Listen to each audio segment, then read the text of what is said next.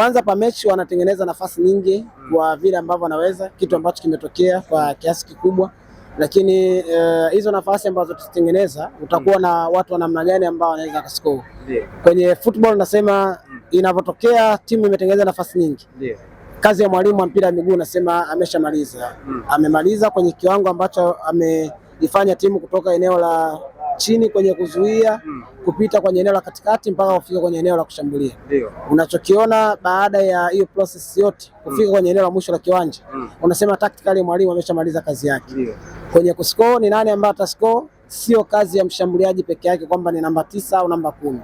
Yeyote ambaye atapata nafasi kwenye ile eneo anaenda afunga. Ndicho ambacho nikiona kwa Young Africans. Unaona waliofunga magoli, amefunga Duke Abuya, amefunga Mudathiri, ambao hawatokei kwenye ile mstari wa juu kabisa wa kiwanja. Ni kwa sababu tayari timu imetengeneza njia nzuri ya kutoka kwenye eneo la build up kufika kwenye eneo katikati mpaka kwenye eneo la mwisho, ambalo yeyote ambaye atapata nafasi kwenye ile eneo anakuwa rahisi kuweza kuibadilisha nafasi kuwa ni goli. Kwa hiyo ni kitu kingine ambacho kwa Yanga tutapongeza kwamba mpango wao wa kiuchezaji ulikuwa ni kufika zaidi kwenye box la wapinzani, kitu ambacho amefanikiwa nacho. Unafika kwa wapinzani ni kitu cha kwanza, lakini nani ambao ataweza kuzitumia hizo nafasi ni jambo lingine ambalo kwa Yanga unaweza kuwapongeza kwamba alikuwa na huo utimamu na ukatili mbele ya lango la Mashujaa. Sajili ambazo zimefanyika katika mwezi Januari, miongoni mwa wachezaji ambao watatu walitambulishwa katika wiki iliyomalizika wamekuwepo katika mchezo wa leo.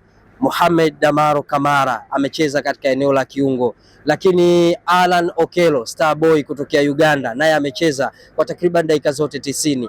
Lakini Depo mshambuliaji ambaye ameingia kutokea sabu, assist moja lakini amefanikiwa kufunga. Damaro Kamara naye amefunga katika mchezo wa leo. Unawazungumziaje wachezaji hawa ambao wamesajiliwa katika dirisha hili dogo? Ya dirisha dogo always nasema unasajili wachezaji ambao watakuja kufanya kitu, sio wachezaji ambao unakuja kuwasubiria tena labda muda mrefu kidogo hapo aje kukupa kitu ambacho ni kizuri. Unavofanya usajili wa kipindi cha dirisha dogo la usajili, then wachezaji wana react kwa haraka, wanakupa magoli au wanakupa performance ambayo ni bora kutokana na nafasi zao. Ni jambo lingine ambalo linarudisha credit kwa technical staff, linarudisha credit kwa viongozi kwamba wamesajili watu kutokana na kile ambacho timu ilikuwa inahitaji kwa wakati huo.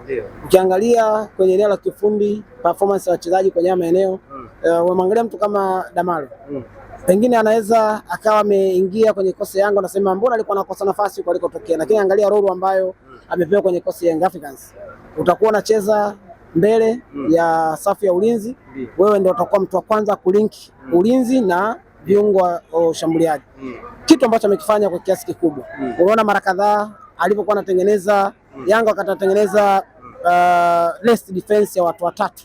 Damaro alikuwa anahusika hapo, alikuwa anahusika Dickson Joe pamoja na Bakari Nondo Mnyeto. Kwa tactically unasema huu ni usajili ambao Yanga ameintroduce kwenye team na unaenda kukupa kitu wakati ambao atakuwa anahitaji mtu ambaye anaenda kusettle kwenye eneo la midfield, awe na usahihi wa pasi, aweze kupokonya mipira kwa utulivu, aweze control tempo zote ambazo zinatokea kwenye na kiungo, yawe ni mtu ambaye ana control. Of which Damaro amefanya hivyo. Depo eneo la ushambuliaji, what we need kutoka kwake, funga goli ama toa assist. Amefanya hivyo, amefunga goli, good luck, ametoa na assist kwenye goli la Mudathiri. Ni kitu kingine ambacho kinamwongezea credit. The same kwa kile ambacho amekifanya Allen, mchezaji ambaye unasema anaongeza mapana ya uwanja, atakupewa faida akiwa anaingia ndani, anaweza akashoot.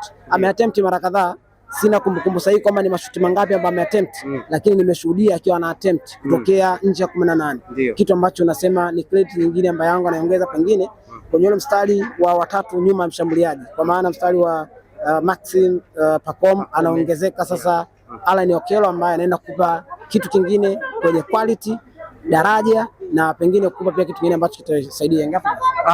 Mwalimu wa kocha tu, tukimalizia hapo kwa Dar es Salaam Yanga Africa, tumeona katika mchezo wa leo Yanga inapoanza katika eneo la mabeki kutoka kwa kina Bakari Mwamnyeto, wakina Dickson Jobu, wakina Boka, lakini vile kwa Kibwana Shomari wamekuwa na mwenendo wa kawaida, na wanapofika katika eneo la katikati, katika eneo ambalo wanacheza Damaro, wakina Pakome na Max Nzengeli vile wamekuwa na utulivu mkubwa, lakini wanapolisogelea tu eneo la wapinzani Mashujaa wamekuwa na uharaka wa hatari sana na kufanya penetration ambazo zimekuwa ni mwiba kwa timu pinzani. Unalizungumziaje hili? Ya ndo mpira unavyotaka. Kwenye football tuna ugawa uwanja kwenye vipande vyake.